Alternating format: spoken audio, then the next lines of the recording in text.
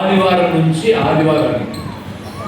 అయితే ఈరోజు ఇంత సమయాన్ని దేవుడు ఇస్తేనట 30 గంటల నుంచి 50 గంటలు నిత్యము ఫోన్లోనే గడిపేస్తున్నారంట కుర్రకారు.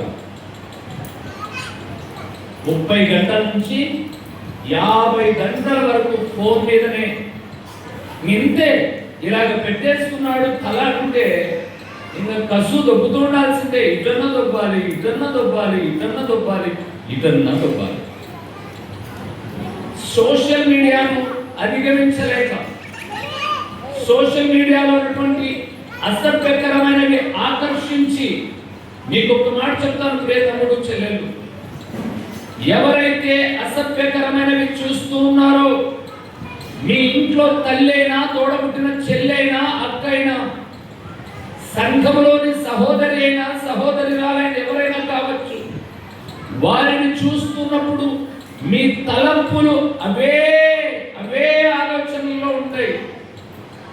మీరు నగ్నమైనవి చూస్తే ఎదుటి వ్యక్తి దగ్గర మీరు ప్రార్థన చేయలేరు, మీ గోల్ మీరు రీచ్ అవ్వలేరు. అందుకే మనం చూస్తున్నప్పుడు మన క్రైస్తవ పట్టణాలలో, మారపల్లెలో అంటాం కదండి, వీళ్ళలో 10 ఇంటర్ చదివిన వాళ్ళ వరకే ఉంటారు తప్ప పై చదువులు చదివే వాళ్ళు 100కి 5-10 మంది కూడా ఉండరు. సోషల్ మీడియా ప్రభావం చాలా చెడ్డది. ఒకరోజు నేను ఎర్రగుంట్ల, అంటే మా పులివెందుల దగ్గర ఎర్రగుంట్ల దగ్గర నేను ట్రైన్ ఎక్కి హైదరాబాద్ వెళ్తున్నాను ఒక మీటింగ్ కొరకు. నేను స్లీపర్ బుక్ చేసుకున్నాను, పైన పడుతున్నాను. నేను నా ఎదురుగా అక్కడ ఒక స్లీపర్స్ కూడా ఉన్నాయి. ఒక అమ్మాయి యవ్వనస్తురాలు, బహుశా ఆ అమ్మాయి వయసు 19-20 కన్నా ఎక్కువ ఉండవు. మధ్యరాత్రి నేను 12:30 ఆ టైంలో వాష్రూమ్కి వెళ్దామని లేస్తే, ఆ టైంలో ఆ అమ్మాయి అప్పర్ బెర్త్లో కాదు, మిడిల్ బెర్త్లో ఉంది. ఆ టైంలో ఆ అమ్మాయి న్యూడ్ ఫోటోలు చూసుకుంటూ ఆనందంగా ఉంది. అంటే బట్టలు లేని ఫోటోలు చూసుకుంటూ ఆ అసహ్యకరమైన దానిలో అమ్మాయి లీనమైపోయింది. దిగుతున్నప్పుడు నేను శబ్దం చేస్తే అని అంటే అలా గుండె కప్పేసుకొని వెళ్ళి వచ్చేసరికి మళ్ళీ దాంట్లోనే ఉంది. సోషల్ మీడియా చాలా ప్రభావం చూపుతుంది. అందుకే మొట్టమొదట మీరు ఆ ఎడక్ట్, తాగుడుపోతున్నాం కాదు వ్యసనం, జూదం ఒక్కటే కాదు వ్యసనం, వ్యభిచారం ఒక్కటే కాదు వ్యసనం, ఇలాంటి అసభ్యకరమైనవి కూడా వ్యసనాలే. అందుకే కుర్రకారు ప్రవేశిని కోరుకుంటున్నారు. అంటే 10 మందిలో కూర్చోడానికి ఇష్టపడ్డంలా, ఎవరు లేని చెట్టు కిందనో, ఎవరు లేని గుట్ట దగ్గర, ఎవరు లేని ఇంట్లోనో ఎందుకు ఫోన్ పట్టుకొని చూస్తున్నాడు అంటే, సోషల్ మీడియాలో వాడి శరీర ఉద్రేకాన్ని కలిగించే ఏవో చూస్తున్నాడు. కొంతకాలం తర్వాత మెంటల్ వచ్చే ప్రమాదం ఉంది. నేను మెంటల్ వచ్చే ప్రమాదం. సోషల్ మీడియా చాలా ప్రమాదకరమైనది. అశ్లీలమైన దృశ్యాలు మీకు తెలియకపోవచ్చు, కానీ మీరేం చూస్తున్నారో, మీ పేరు, మీరు క్రైస్తవుడా కాదా ఉన్న డీటెయిల్స్ బట్టి గూగుల్కి అన్నీ తెలుసు. జాగ్రత్త. మీరు సక్సెస్ అవ్వాలి అని అంటే ఆ దరిద్రాన్ని ఎంతవరకు వాడుకోవాలో అంతవరకే వాడుకోండి.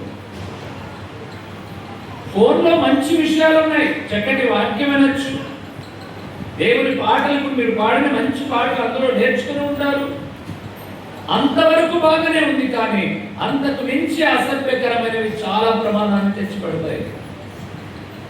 ఇది ఒక సవాల్ ఉంది. రెండవది, చాలా మంది గేమ్స్ ఆడుతున్నారు, రమ్మీ అని, రకరకాలైన గేమ్స్. పులివెందులలో మా చర్చికి ఒక అబ్బాయి వచ్చేవాడు. జగన్ గవర్నమెంట్ వచ్చిన తర్వాత ఆ జగన్ సార్ ఆఫీస్లో వాళ్ళ చిన్నాన్న పని చేసేవాడు, ఆఫీస్ బాయ్గా. ఆయన తన దగ్గర పనిచేసిన వాళ్ళందరికీ ఉద్యోగాలు ఏం కావాలో చెప్పండి అన్నప్పుడు, ఆ వ్యక్తికి పిల్లలు, చిన్న పిల్లలు, ఆడపిల్లలు, 3 ఏళ్ళు 5 ఏళ్ళ పిల్లలు కాబట్టి సార్ మా అన్న కొడుకున్నాడు వారికి ఇవ్వండి అని హోంగార్డ్ జాబ్ ఇప్పించారు. ఆ రోజు ఆయన జాబ్ ఇప్పించినప్పుడు వాడు 10 పాస్ అయ్యాడు, ఇంటర్ డిస్కంటిన్యూ అయ్యాడు. ఒక 2-3 సంవత్సరాలు ఇంటి దగ్గర ఖాళీగా ఉన్నాడు. 18,000తో జీతం ప్రారంభమైంది. ప్రస్తుతం 26,000 జీతం. వాడు నన్ను పిలిచి, మాకు గవర్నమెంట్ ఇచ్చిన రూమ్ పడగొట్టేసి కట్టుకుంటాం అంకుల్, ప్రార్థన చేయండి అంటే, ప్రార్థనే కాదు నాయన, సమయాన్ని బట్టి నేను కూడా ఏదైనా హెల్ప్ చేస్తాను. వాళ్ళ అమ్మ మూగది, వాళ్ళ నాన్న ఒక టీవీ పేషెంట్, ఒక్కడే కొడుకు అని చెప్పి సంతోషంగా వచ్చి నా పనిలో నేనుండి ఒక 2-3 నెలల తర్వాత ఆ వీధికి వెళ్తే ఆ కట్టుకోవడానికి పడగొట్టిన ఇల్లు కొంతవరకు పరుడైన తర్వాత అమ్మేశారు. కానీ ఏమైంది అని తెలుసుకుంటే వాడు ఫోన్లో ఆడినటువంటి గేమ్ ద్వారా ఆ ఇల్లు అమ్ముకునే స్థాయి వచ్చి ఆ ఇల్లు 7 లక్షలకు అమ్మారు. అది జగన్మోహన్ రెడ్డి ఇంటి దగ్గరలోనే ఉంటాయి కానీ 7 లక్షలకు అమ్మగా ఇంకా 15 లక్షలు అప్పు కట్టాడు. అమ్మ రోగానికి కాదు, నాన్న జబ్బుకు కాదు, ధనాపేక్ష. ఇవన్నీ ఎక్కడున్నాయి చెప్పండి? ఎక్కడున్నాయి? ఫోన్లోనే ఉన్నాయి. ఈ గేమ్స్ ఇంటి దగ్గర లేవు. ఇవన్నీ కూడా మనకు ఫోన్లోనే కనిపిస్తాయి.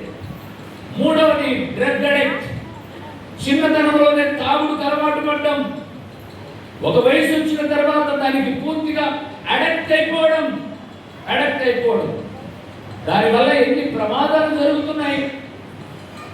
మొదటిగా ప్రారంభం తమాషగానే లేదా ఏదో అలాగే ఎంజాయ్ కోసమే ప్రారంభించి దినదినానికి త్రాగుడనే వ్యసనం.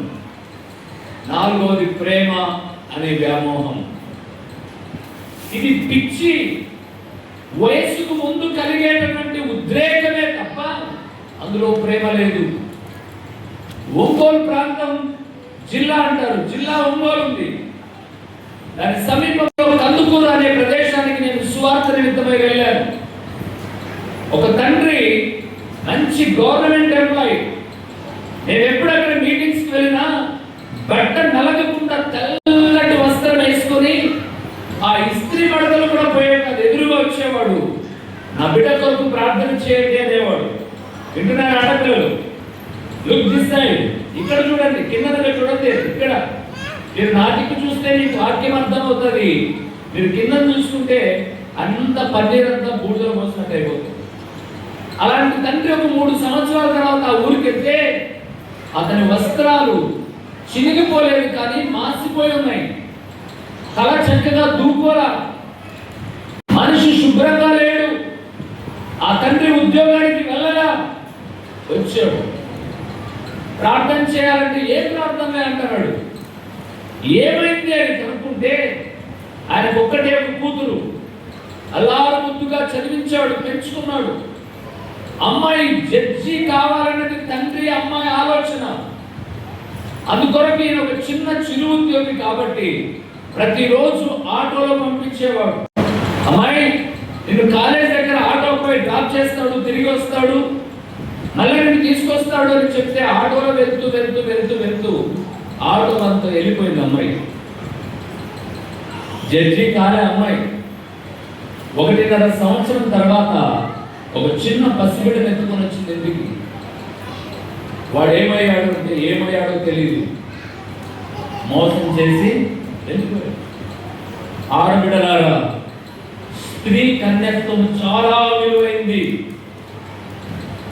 వివాహానికి ముందు మాయ మాటలు, నేను నిన్నే పెళ్లి చేసుకుంటా, నువ్వు ఎప్పటికైనా నా భార్యవే, వరుసకు కోడలివే, ఎప్పుడైనా మనందరికీ పెళ్లి అవుతుంది, పెళ్లికి ముందు దిగజారుదామంటే జారిన జీవితం, నేల ఒలిగిన పాలు ఎత్తుకోవడం కష్టం.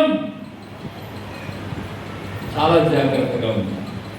దానికి పెట్టుకునే పేరు ప్రేమ అని. ప్రేమ కాదది, వ్యామోహం. అప్పుడప్పుడు అమ్మలు అన్నం చేసేటప్పుడు ఆ బియ్యం ఉడికేటప్పుడు ఒక పొంగు వస్తుంది చూడండి. ఆ పొంగేది, పొంగు వల్ల ఉపయోగం లేదు. పొంగు ఎప్పుడైనా ఏ పాలవుతుంది? పొయ్యి పాలైపోతుంది. ఇలాంటి ఎన్నో సమస్యలు, సవాళ్ళు మీ ముందున్నాయి. డిప్రెషన్. కొంతమంది నేను లావుగా ఉన్నాను, సన్నగట్ట కావాలి. నేను సన్నగా ఉన్నాను, లాగట్ట కావాలి. నేను నల్లగా ఉన్నాను, తెల్లగా ఎట్ట కావాలి. తెల్లగా ఉన్నాను, నల్లగా ఎట్ట. ఇవే నీకు దేవుడిచ్చిన స్ట్రక్చర్ ఫిజికల్గా ఎలా ఉందో అలా ఉంటే చాలు. దానికోసం నువ్వు నానా తిప్పలు పడాల్సిన పనుల. ఆ గుంటూరు దగ్గర ఒక ప్రాంతానికి వెళ్తే పొన్నూరులో ఒక అమ్మాయి జుట్టు సరిగా పెరగలేదని ఏదో ఆయుర్వేద మందంట ఆల్ క్లియర్ అని చెప్పేసి వాడింది. ఏం లేవు, అన్ని క్లియర్ అయిపోయాయి. అప్పుడప్పుడు నిన్నే అప్పుడు కొంచెం కొత్తిమీర కట్ట ఉంది, ఇప్పుడు ఏ కట్టలేదు, మొత్తం ఆల్ క్లియర్. డిప్రెషన్ అన్నమాట. బాగా చుట్టూ ఇంతున్నారు ఎంత కత్తిరిస్తుంది, కత్తిరించేమో ఇంత పడతారు.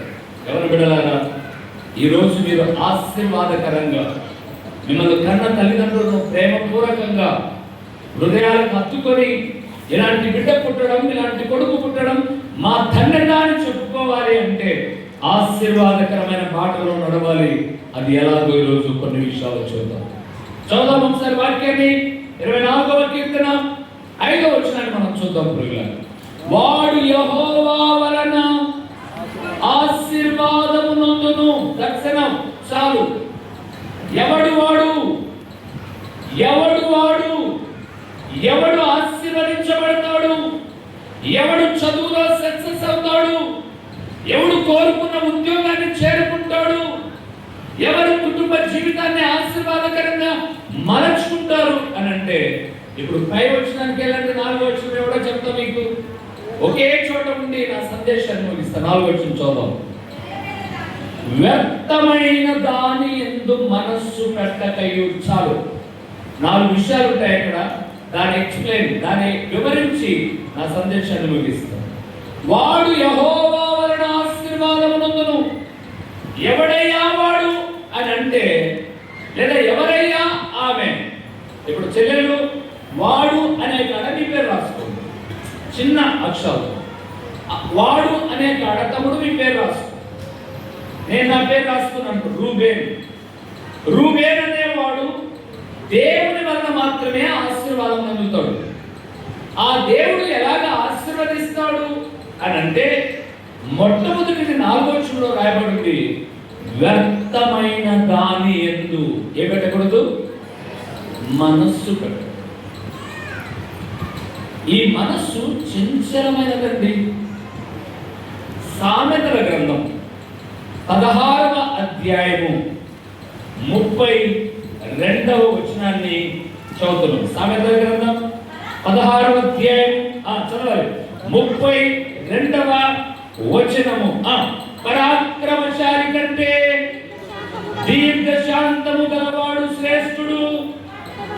తమ్ముడు విన్నాం. పట్టణము పట్టుకొను వారి కంటే తన మనస్సును స్వాధీనపరుచుకొనువాడు శ్రేష్ఠుడు. మనసు చంచలమైనది.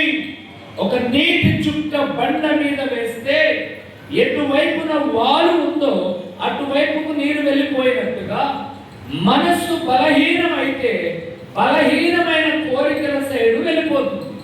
అందుకే దేవుడు అంటున్నాడు, పట్టణమును పట్టుకోవాలంటే నువ్వు పట్టణాన్ని పట్టుకోవాల్సిన అవసరంలా, ఎమ్మిదినూరుకి ఎమ్మెల్యే కావాల్సిన అవసరంలా.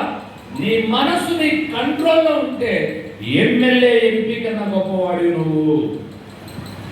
ఆ మనసు చాలా చంచలమైనది అని బైబిల్ గ్రంథం సెలవిస్తుంది. ఈరోజు మనసును అదుపులో పెట్టుకోలేక చాలా అనర్థాలు తెచ్చుకుంటున్నారు. పూర్వపు దినాల్లో ఒక సినిమా ఫైటర్ ఉండేవాడు. అనే తెలుగు అతను కాదు కానీ ఇంగ్లీష్ అతను, బ్రూస్లీ అనబడే ఒక ఫైటర్ ఉండేవాడు. ఆ బ్రూస్లీ ఎంత నైపుణ్యమైనటువంటి వాడంటే సినిమాల్లో ఫైట్ చేయడమే కాదు, నిజ జీవితంలో కూడా ఫైట్లో ఆరితేరిన వాడు. అయితే ఆ బ్రూస్లీ ఒక స్త్రీలోలుడు. అతను తన శరీరాన్ని రోజు సాధన చేస్తాడు, కానీ అందమైన స్త్రీ అంటే చూడకుండా ఉండలేడు. అవకాశం దొరికితే తప్పు చేయడానికి దారిని వెతికేటటువంటి వ్యక్తి. ఆ బ్రూస్లీ ఎలాగ చచ్చిపోయాడో తెలుసా? ఒక స్త్రీ అన్నంలో విషం పెడితే చచ్చిపోయాడు. తనను చంపడానికి తన ప్రత్యర్థులు చేసిన పని ఏంటంటే అతను ఒక స్త్రీ అందగత్తె ఆహ్వానించి అతనికి విందు పెట్టి ఆ భోజనంలో పెట్టినటువంటి ఆ విష పదార్థం వల్ల అంత ఫైటర్ ఏమైపోయాడు, చచ్చిపోయాడు. నేను చూడలేదు కదా నా బ్రూస్ లీని. మరి సంసోను చూసే కదా మనం. సంసోను చూసినప్పుడు మన ఆత్మీయ జీవితం మనకి ఏం పాఠం నేర్పిస్తుందంటే, ఫిలిస్తీ పట్టణానికి వచ్చాడు, ఫిలిస్తీ స్త్రీలలో ఒక దాన్ని చూశాడు, నేను ప్రేమించాను, ఆ అమ్మాయి నాకు కావాలని. ఏరా మన దగ్గర లేరా అమ్మాయిలు? ఉండొచ్చు, నాకు అమ్మాయి నచ్చింది కావాలని. ఆ అమ్మాయి నుంచి చేశాడు. ఒక నెల రోజులు కూడా కాపురం చేయలేదు. ఆ పెళ్లి పెటాకులైంది. ఆ పెళ్లి పెటాకులైన తర్వాత ఒక వ్యభిచారి పంచన చేరాడు, దెలీలా అనబడే పంచన చేరాడు. మనస్సును నిగ్రహించుకోలేక 1000 మందిని గాడిద దవడ ఎముకతో పడగొట్టినటువంటి సంసోను, గోడ గడియలు లేకపోతే పట్టణంలో ఉన్నటువంటి అడ్డగడియలలాగా ఊడదీసుకుంటూ పోయినటువంటి సంసోను ఒక స్త్రీ దగ్గర పడిపోయి ఏమైపోయాడు, తల బోడై కళ్ళు పీకబడి, ఎక్కడైతే ఫిలిస్తీయులు భయపడేవారో అదే పట్టణంలో అవమానభరితంగా ఒక పశువు వలె తిరుగలి విసరుతున్నాడు. దేవుడు విడదారా, నేను సేవలోకి వచ్చింది మంచి అభిప్రాయంలో వచ్చాను. 22 సంవత్సరాలు కూడా కాకపోతే నేను సేవకు వచ్చాను. ఆ రోజు అందరూ అన్నారు నన్ను, ఈ కుర్రోడు ఎవరినో ఒక అమ్మాయిని లేకపోతాడన్నారు, లేకపోతే ఆ అమ్మాయి లేకపోతాడన్నారు. ఎందుకో తెలుసా? సినిమా పాటలు, జేసుదాస్ పాటలు పాడితే ఆయన్ను అచ్చు దించినట్టుగా పాడేవాడిని నేను. ఆ పులివెందుల పట్టణంలో పాటలు పాడే విషయంలో నన్ను చాలా మంది వెంబడించేవారు. యవ్వనస్తుడిగా ఉన్నప్పుడు చెప్తున్నాడు, చెల్లి తమ్ముడు వెంబడించేవాళ్ళు. చాలా మంది ప్రేమ అనే వలను కూడా విసిరాడు. కానీ నా జీవితంలో నేను తీసుకున్న నిర్ణయం ఏంటో తెలుసా? ఇదిగో నా పిల్లలు కూడా నేను చెప్పే మాట అదే, స్థిరపడేంత వరకు, జీవితంలో నా కాళ్ళ మీద నేను నిలబడేంత వరకు, నా మనస్సును నేను నిగ్రహించుకోలేకపోతే నా జీవితం బజారు పాలవుతుంది అని దేవుని వాక్యము ద్వారా సంధించబడిన వారినై ప్రతి ఒక్కరిని సున్నితంగా శుద్ధినత్తంగా మాట్లాడు తిరస్కరిస్తూ నా జీవితాన్ని నేను స్థిరపరచుకున్న తర్వాత వివాహ ప్రయత్నాల్లోనికి వెళ్ళాను. ఇక నేనేం చెప్తున్నాను అని అంటే, ఆడబిడ్డగా గుర్తుపెట్టుకో, నీ గోల్ను రీచ్ కాకముందు ప్రేమ అనే వలయంలో చిక్కుకొని ఎవరికో భార్య అయ్యావనుకో, ఆ 3 రాత్రులు ఇలాగంటే నువ్వు తప్పుగా అనుకోమాకండి నన్ను, ఆ నీ మీద ఉన్న మోజు తీరిపోయిన తర్వాత నీ బ్రతుకు కాలం అంతా 5 రూపాయలు నీ బిడ్డకు తొలగించుకునే చాక్లెట్ కూడా వాడి దయా దాక్షిణ్యాల మీద బ్రతకాలిచ్చేది. వాడి దయా దాక్షిణ్యాల మీద బ్రతకాలి. ఒక మూర పూలు కొనాలన్నా వాడి దయా దాక్షిణ్యాల మీద బ్రతకాలి. అవును అప్పుడా, ఒకవేళ నువ్వు స్థిరపడక ముందుగా ప్రేమ లేచిపోదాం, పెళ్లి చేసుకుందాం, జీవితం బాగుంటుందిలే, తర్వాత స్థిరపడదాం అని అంటే ప్రతి ఒక్కరి దగ్గర గౌరవాన్ని పోగొట్టుకుంటాము. ఈ లోకంలో స్థిరపడని వాడికి, వాడు ఎంత అందగాడైనా, ఆటగాడైనా, పాటగాడైనా వానికి విలువ ఉండదు. దానికి మొట్టమొదటిది, నువ్వు ఆశీర్వాదకరంగా ఉండాలి అంటే నీ మనస్సును నీవు స్వాధీనపరచుకోవాలి. ఆ మనస్సును మొదట ఎవరికిస్తే మేలు అంటే చదవద్దులంటే అక్కడవే ఉంటాయి. యెషయా గ్రంథం 26:3 చూస్తే, ఎవరి మనస్సు నీ మీద ఆనుకొనునో వారిని నువ్వు పూర్ణ శాంతి గలవారిగా కాపాడును అన్నాడు. ప్రియుల, నీ మనస్సు ప్రభు మీద ఆనుకుంటే నీకేం సక్సెస్ అవుతావు, నీ జీవితం వృద్ధి చెందుతుంది. ఈ రోజు ఈ సోషల్ మీడియా వచ్చిన తర్వాత వయస్సుకు ముందే ప్రేమ అని చెప్పి పాడైపోతున్నటువంటి పరిస్థితి. అందుకే ఒక మాట చెప్పి నేను రెండో విషయంలోకి వెళ్తాను. ఆడపిల్లలు ఎవరితోనైనా లేదా మగపిల్లలు ఏ స్త్రీతోనైనా ఏ పురుషుడితోనైనా మాట్లాడవలసి వస్తే 3 నిమిషాలు మాట్లాడు. రెండవది, మూడో వ్యక్తి ఉండగా మాట్లాడు. మూడో వ్యక్తి అంటే వాడు బ్రోకర్ అయి ఉండకూడదు, మీ ఇద్దరిని కలిపేవాడే ఉండకూడదు, నిజమైన స్నేహితుడు, తప్పిదాన్ని గర్జించేవాడే ఉండాలి. 3 నిమిషాలు మాట్లాడాలి. అన్న అన్నాడు, అక్క అనింది, చెల్లి అన్నాడు, ఇవన్నీ ట్రాష్. నిన్ను చెల్లి అని పిలిచిన వాడు చెల్లి చేసుకోవడానికి ఏవేవో వలలు విసురుతాడు. అన్న అన్ని నిన్ను అంటున్నట్టుగా అనిపించిన నువ్వు నాకు అన్ని విధాలు నచ్చావని చెప్తుంది రేపటి నాన్న. 3 నిమిషాలే మాట్లాడు. మూడో వ్యక్తి ఉండగా మాట్లాడు. అంతకు మించి సంభాషణను ఎక్కువగా పెంచుకో. తప్పకుండా నువ్వు ఆశీర్వదించబడతావు. నీ తల్లిదండ్రులకు దీవెనకరమైన విడవ. ఇక రెండో విషయం చెప్పమంటారా? అంత వాక్యం కలగా.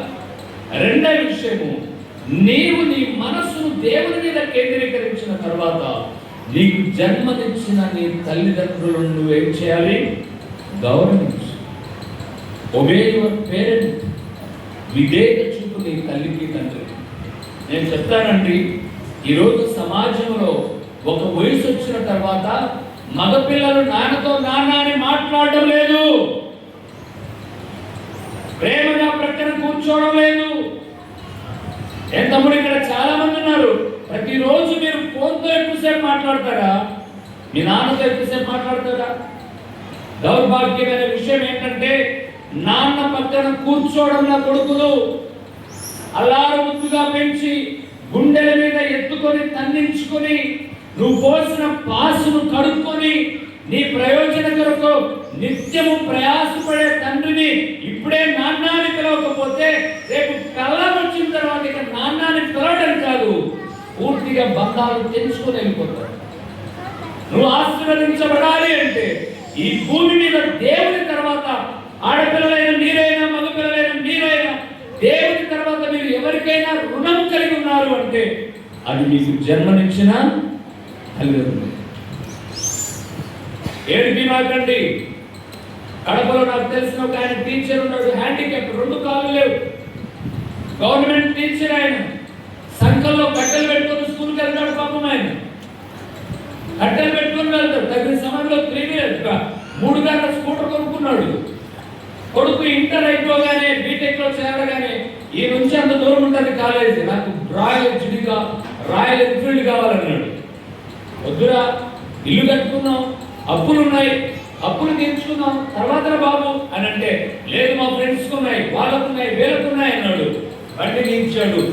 కారు కొట్టుకొని ఇంట్లో కూర్చొని చేసినంత దేవుడే అన్యాయం అన్నాడు. విన్నావురా ఆయన మాట? నువ్వు విన్నావా అమ్మ మాట? అమ్మ ఏడిస్తే వెనకపోతివి, నాన్న ఏడిస్తే వెనకపోతివి. గర్భవతి అయిన తర్వాత వాడు మనం తంతనడు అంటే ఇప్పుడు ఏం చేస్తాడు అమ్మ నాన్న? ఏం చేస్తారు? నీకు చదువు చెప్పించి, నీకు కావలసిన బట్టలు కొనిచ్చి, కోరిన తిండి పెట్టిన వాళ్ళు నీకు భర్తను చూడలేరా? నీకు భార్యను చూడలేరా? వ్యర్థమైన దాని ఎందుకు మనసు పడుతున్నావు? చాటుమాటుగా ఎందుకు తిరుగుతున్నావు? కాలానికి ముందుగా ఎందుకు పోతావు? జాగ్రత్త.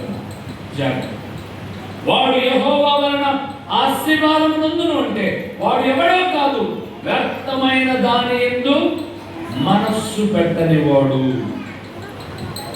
మనస్సు బాగుంటే మనిషి చెడిపోడండి.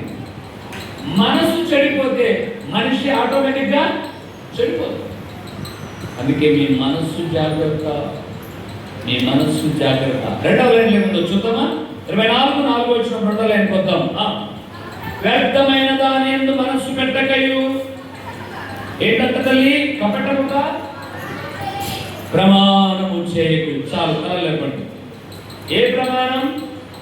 కపటం అంటే అబద్ధ ప్రమాణాలు.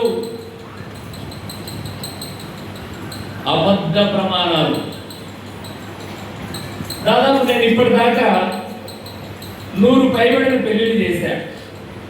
మ్యారేజ్ లైసెన్స్ ఉంది. 100 పెళ్లిళ్ళు పై చేశా. దొంగ పెళ్లి చేయాల, లేచిపోయే పెళ్లి చేయాల, ఇద్దరి తల్లిదండ్రులు సమ్మతితో చేసిన పెళ్లిలో కొన్ని ఉన్నాయి. చాలా మంది పాస్టర్లు పిలిపించి వాక్యం చెప్పించుకొని పెళ్లి చేయించిన సందర్భాలు నాతో ఉన్నాయి. నేను అంటాను, పెళ్లిలో ప్రమాణం చేస్తాం, మరణమైన, జీవమైన, వ్యాధైనా, బాధైనా, ఏదైనా నేను విడిచిపెట్టాలని. భార్య కాంతికి పోగానే పక్క చూపులు చూస్తా అంటాడు.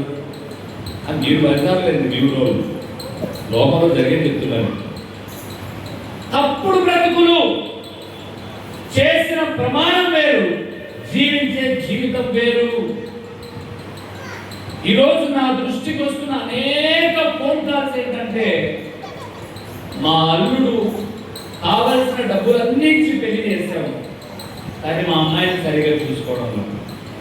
ప్రమాణం చేశాడు, ప్రమాణం చేసిన మాట వాస్తవమే, ప్రమాణాన్ని నిలబెట్టుకోవాలా. దేవుడు బిడలారా, ఒక భార్య అనే 2 అక్షరాలతో, పెళ్లి అనే ఒక బంధంతో 20 ఏళ్ళు పెరిగిన తల్లిదండ్రులను, అన్నదమ్ములను, అక్క చెల్లెలను, ఊరి వాళ్ళను అందరినీ విడిచిపెట్టి నీ అడుగు జాడలో వచ్చే నీ భార్యను నువ్వు ఏడిపించావు అని అంటే నీ సంసారం ఎప్పుడు వృద్ధి చెందదు. నాకు పెళ్ళైన కొత్తలో మా భార్య ఒకసారి కొట్టాడు, నేను కోపం ఇచ్చి. ఎందుకు కొట్టారు చెప్పాలి, అడగాలి కదా. ఎందుకు కొట్టాను, ఎందుకు కొట్టానంటే అప్పటికే నేను సేవకుంది. ఇంటికి వచ్చేసరికి అప్పుడు మాకు ఒక పాప ఉయ్యాల ఉంచుతున్నామో, ఇద్దరు కూడా లేసాను. ఉయ్యాల ఉంచుతూ మా అమ్మ ఏడుస్తుంది, ఈ పక్కన నా భార్య ఏడుస్తుంది. నేను అనుకున్నాను వీళ్ళిద్దరు కొట్లాడుకున్నారు. అత్త కూడా గొడవలు వస్తాయి కదా, కొట్లాడుకున్నారు అందుకే ఏడుస్తున్నారు అని అనుకున్నాను. ఒక దిక్కు టీవీ కూడా బాగుతానే ఉంది. నేను సినిమాలు చూడండి, సినిమాలు చూడను, సీరియల్ చూడను, ఫోన్లో చూడను, ఎక్కడ చూడను. నా ప్రభు ఒక్క మాటలు మాత్రమే వింటాను. పొరపాటుగా మధ్యలో యాడొచ్చినా కూడా ఫోన్ పక్కన పడేస్తాను. ఇద్దరు ఏడుస్తూ ఉంటే వీళ్ళిద్దరు ఏదో కొట్లాడారని ఒక మైన్స్లో సూపర్వైజర్గా పనిచేస్తున్నప్పుడు నా క్యారీ బ్యాగ్ అక్కడ పెట్టేసి 4:30 ఆ టైంలో అక్కడ పెట్టేసి సైలెంట్గా బాత్రూంలోకి వెళ్ళి తాలూకు పడుకొని వచ్చేసి లేచి వచ్చి టీ ఇస్తుంది. వీళ్ళు నన్ను చూశారు కానీ ఏడ్చుకుంటానే ఉన్నారు. ఇలా కొట్లాట చాలా ఎక్కువైనట్లుంది అని చెప్పేసి నేను వెళ్ళి హాల్లో బయట కూర్చున్నాను. బాడిగిళ్ళు మా దగ్గర బయట కూర్చున్నాను. ఎప్పుడో 20 నిమిషాల తర్వాత వచ్చింది మా భార్య. టీ నన్ను తాగుతావా అన్నాను. అడగ కూడా పెట్టలేదు. నేను వచ్చింది ఎప్పుడు అడుగుతున్నాను. అయిపోయింది. తర్వాత మరుసటి రోజు డ్యూటీ ఆఫ్, సెలవు అన్నమాట. అవును అమ్మ నువ్వు ఏమైనా కొట్లాడారా అన్న. లేదు అని. మరి ఏంటంటే నేను డ్యూటీ నుంచి వచ్చేసరికి ఏడుస్తున్నారే అంటే సినిమా చూసి వచ్చాను. వీళ్ళు కుట్రాడుతారు. వీళ్ళు అప్పట్లో ఏదో సినిమా వచ్చింది మాతృదేవో భవ అంట. ఆ సినిమాలో ఆయనకు రోగం వచ్చి ఆయన చచ్చిపోబోతుందని చెప్పేసి వాళ్ళ అందరినీ పిల్లలు పంచుతుంటే అందుకు ఏడుస్తున్నారు వీళ్ళు. వీళ్ళిద్దరు కొట్టాడు కాదు. ఓకే నేను కొడితే కూడా ఎట్లుంటుందో నువ్వు ఏడ్చాలి కదని కొట్టారనమాట. అప్పుడు మా నాన్న అన్నాడు, ఏదో కొంచెం ఆవేశంగా కొడితే ఇక్కడ బాగా బాధపడింది. మా తల్లిదండ్రులను బాగా చూసుకుంటుంది నా భార్య. చనిపోయారు, ఇప్పుడు ప్రభు పొందుకొని వెళ్ళిపోయారు. నేను చూడనంత ప్రేమగా మా అమ్మ ఒకే రోజు కింద పడి మా నాన్న చనిపోయిన తర్వాత, మా నాన్న చనిపోయినాక మా అమ్మ మా దగ్గర 14 సంవత్సరాలు గడిపింది. ఒకరోజు బాగలేక మేము గవర్నమెంట్ హాస్పిటల్లో చేరిస్తే కింద పడి ఒకే రోజు కారు చేయి 2 ఇరిగితే 6 నెలలు నా భార్య గ్రాడ్యుయేట్ స్టూడెంట్ అంటే డిగ్రీ చదువుతుంది. తను వాళ్ళ అమ్మా నాన్న ఇద్దరు టీచర్లు, మా భార్య అమ్మా నాన్న ఇద్దరు టీచర్లు.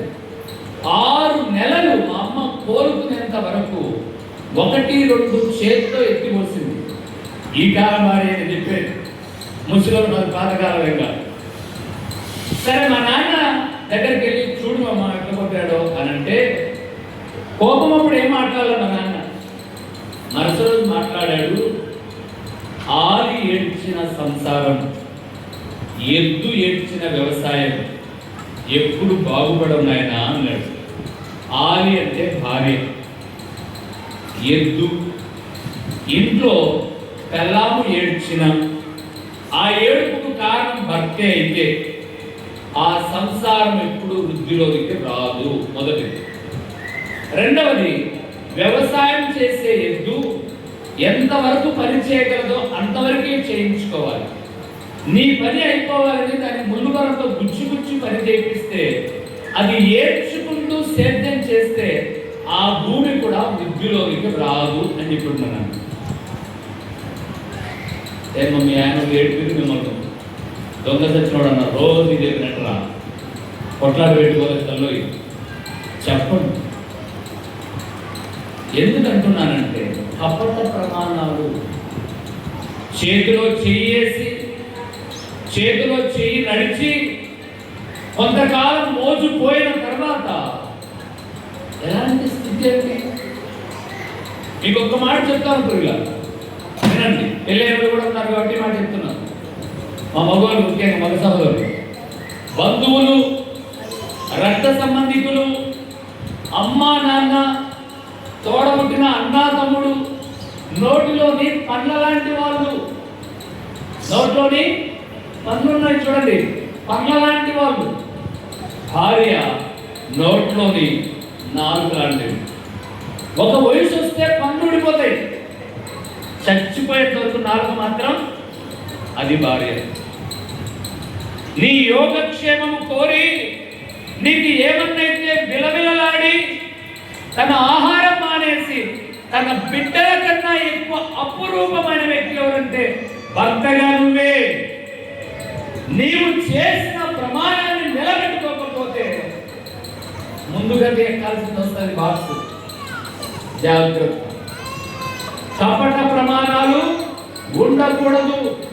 బైబిల్ గ్రంథంలో సమూయేలు మొదటి గ్రంథం చదవలేనైనా 1వ అధ్యాయంలో పిల్లలు లేనప్పుడు హన్నా ప్రమాణం చేసింది, దేవా నాకు ఒక బాబునిస్తే వాడు పాలు విడవలేని నీకే ఇస్తా ప్రభువా అనింది. మాట నిలబెట్టుకుందా తప్పిందా? నిలబెట్టుకుందా. అలాగే మీరు న్యాయాధిపతుల గ్రంథం 11వ అధ్యాయం చదివితే యొఫ్తా అనబడే ఒక వీరుడు కనిపిస్తాడు, న్యాయాధిపతి. తర్వాత 11వ అధ్యాయం 30 నుంచి చివరి వరకు చదువుకోగలిగితే యుద్ధానికి వెళ్ళినప్పుడు దేవుని ఎదుట ప్రార్థన చేశాడు, ప్రభువా విజయుడై తిరిగి వచ్చేటప్పుడు నాకు ఎదురుగా ఏదైతే వస్తే అది నీకు అర్పితం అన్నాడు. యొఫ్తాకు పిల్లలు ఒకే ఒక కూతురు, నీకు మగ పిల్లలు ఎవరు లేరు. సమయానుకూలంగా విజయుడయ్యాడు, గెలిచాడు. ఇంటికి వచ్చేటప్పుడు మా నాన్న విజయుడయ్యాడని ఎదురుగా వస్తున్న కూతురును చూసి తల్లడిల్లిపోతాడు. అయ్యో అమ్మా, నేను మాట ఇచ్చాను మా దేవుడికి. ఏమని ఇచ్చావు నాన్న? నిన్నే దేవుడికి త్యాగం అర్పిస్తానంటే అర్పించేనాయన. దేవుడికి మాట ఇచ్చిన తర్వాత వెనక్కి తీసుకోదు నాన్న అనింది ఆ బిడ్డ.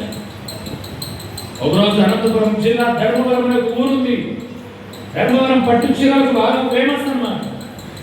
ఆ ఊర్లో మీటింగ్ కోసం వెళ్ళాను. మీటింగ్ అయిన తర్వాత ఒక ఆవిడ వచ్చి, అయ్యా మా ఇంట్లో ఈరోజు మాకు పాపకు పెళ్లి సంబంధం వస్తున్నారు, మీరు ముందొచ్చి ఒక 10 నిమిషాలు ప్రార్థన చేసుకోండి అన్నారు. నేను అక్కడ ఇక్కడ ప్రార్థన చేసి ఆ ఇంటికి పోయేసరికి పిల్లలు వచ్చారు. ఆల్రెడీ ఇంకా వెళ్ళిపోతుంది కదా, వచ్చారు కదా మీరు కూడా కూర్చోండి కొద్దిసేపు అన్నారు. నాకు వాష్రూమ్ వెళ్దామని చెప్పేసి ఆ బెడ్రూమ్ పక్కగా ఉన్న ఆ బాత్రూమ్కి వెళ్దాం వాష్రూమ్ అనుకుంటుంటే వాళ్ళమ్మ కూతురుని అడుగుతుంది, వేసుకో ఏ డ్రెస్సు వేసుకో. కానీ వచ్చారు పిల్లలు, నాకొద్దంటున్న అమ్మాయి. మీ నాన్న మాట ఇచ్చాడమ్మా అంటే, ఏమి ఇచ్చాడు మా నాన్న? అబ్బాయికి మాట ఇచ్చాడు, చేసుకుంటారంటే. అయితే నువ్వు చేసుకుంటావు. వాళ్ళమ్మ కారణం పెళ్ళి అంటే నువ్వు పుట్టినావు, అయితే నువ్వు చేసుకుంటాను. పిల్లలు తిరుగుబాటుదారుడు పిల్లలు. పూర్వపు దినాల్లో వీడిని భార్య అంటే కట్టేసారు తాళి. ఈ అన్నోళ్ళు ఉన్న పెద్దోళ్ళు, ఈవెని భర్త అంటే వచ్చేసింది భార్య అంటే. ఇప్పుడు భార్యను వాళ్ళే చేసుకుంటున్నారు, పెళ్ళిళ్ళు కూడా వాళ్ళే చేసుకుంటున్నారు. ఎప్పుడో పట్టకచ్చుకొని ఇంట్లో పెట్టుకొని ఇంకా అయ్యిందేదో అంటున్నారు. వ్యర్థమైన ప్రమాణాలు ఉండకూడదు, కపట ప్రమాణాలు ఉండకూడదు. మీరు బ్యాప్టిజం తీసుకున్నప్పుడు దేవుని ఎదుట మాట ఇచ్చింటారు, దేవా మరణం వరకు నీ సన్నిధిని విడవను ప్రభువా అని. ఆదివారం 100 రూపాయలు కూలి వస్తే దేవుడు మాత్రం చెరో 8 రూపాయలు. మరి ఏం మాట ఇచ్చారు మీరు? బ్యాప్టిజం తీసుకున్నప్పుడు ఏం మాట ఇచ్చారు మీరు? నీ కోసం బ్రతుకుతా అన్నావే, నీ కోసం బ్రతుకుతా ప్రభు అని దేవుడికి మాట ఇచ్చి 100 రూపాయలు కూలికాడ మాట తప్పుతావా? దేవుని మందిరము నిరుపయోగంగా ఉండాలనా?